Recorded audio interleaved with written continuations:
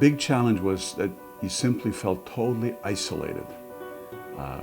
We didn't have people with whom we could talk, but somehow my parents, through a family that spoke German, found some jobs in a factory. One of the problems was that there were good people you were dealing with. There were also people who would take advantage of you, and you never knew which it was. And so finding an apartment, somehow we found an apartment, second floor of a house, and we moved into it without any furniture or anything, but at least it was ours. At that time we had made some contact with the church, or the church had made contact with us, the Adventist Church, so they helped us with that move. Without them, it would have been really almost impossible. We talk about the church reaching out to individuals in need. An immigrant is a person or family or group of people who have left something that was known to them, have come to something that is very unknown and strange to them.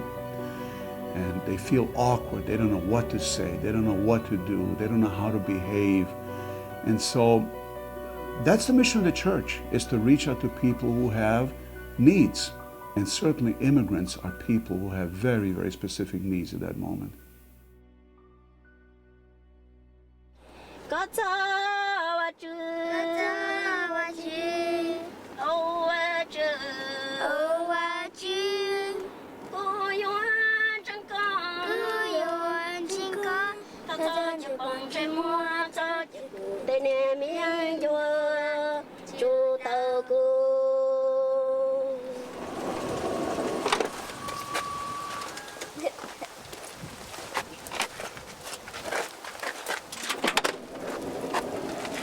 Every weekday morning, Blia Jiang, a Hmong refugee from Thailand, drives her 2 young children to the local Seventh-day Adventist elementary school.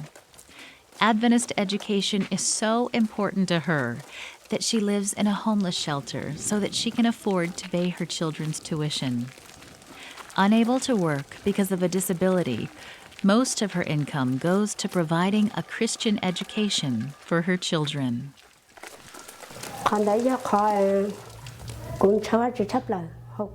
The thing that I hunger and thirst for the most is God.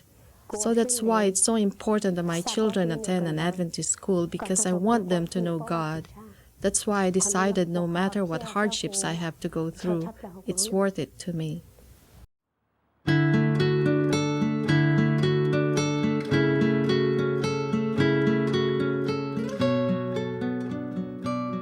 The snow-covered landscape of St. Paul, Minnesota, is a stark contrast to the humid streets of the large cities of Southeast Asia.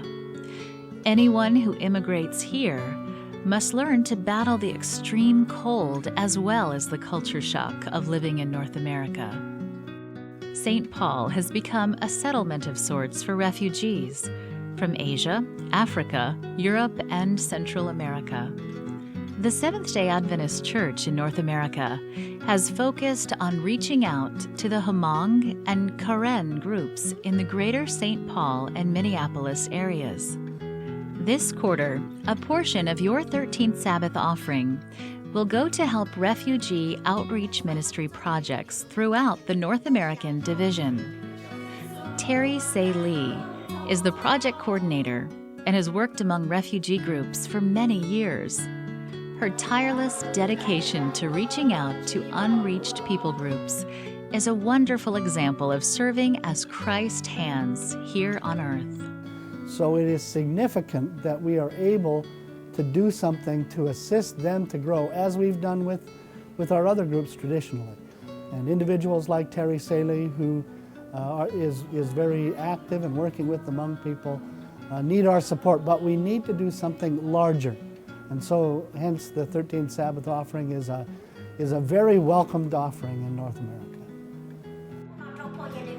Several times a week, Blia meets with a small group of Hmong refugees to study the Bible. While some of them are currently attending church, for others, this is the first time that they have ever opened and read a Bible. They ask questions and learn to sing hymns. At the end of the meeting, they offer up to God their first prayer to Him. For Blia, no matter how hard her circumstances are, she will never stop sharing the good news of Jesus with the Hmong community. Telling others about Jesus is an emotional experience for Blia. God loves me, and every time I think about that love and talk about that love, the tears just come because He loves me so much. I am so touched by God's love that I can't keep the tears back.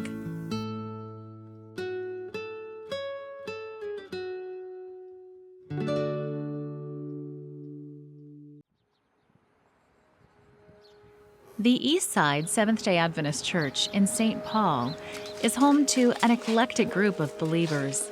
People from Africa, Asia, and North America meet each week to worship the God they serve and love.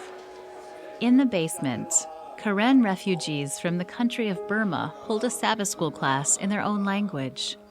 Most of their members don't have access to transportation, so one of their leaders drives a van to pick up members from all over the St. Paul area. There are more than 4,000 Karen refugees that now call Minneapolis and St. Paul home, and more than 200 of them are now Seventh-day Adventist members. They are in need of their own place of worship where they can invite others from the Karen community to learn about Jesus. Their resources are limited, and they ask for your prayers as they struggle to meet the demands of this growing refugee group. Saw Morrison is one of the lay leaders, and he only works a part-time job so that he can work among the Karen community. He helps them to find jobs, apartments, and assist them with their immigration issues. He also makes sure to invite them to church. Lay pastor C. Nay also works with Saul as they visit members and seek to reach out to the needs of the Karen people in Minneapolis and St. Paul.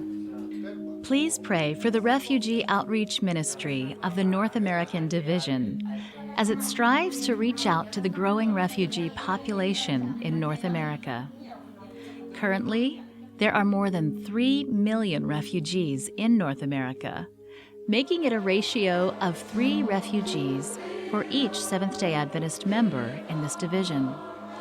Your faithful support of the 13th Sabbath offering will help to reach these people as they strive to rebuild their lives and find hope for the future.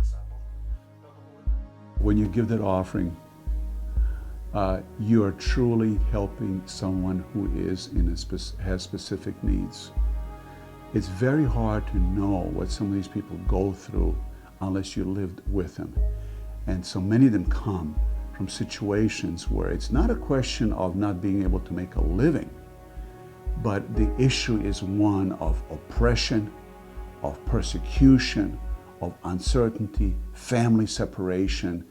And if they're able to come over here and to find a little comfort and to find acceptance by the church, they will bless you forever.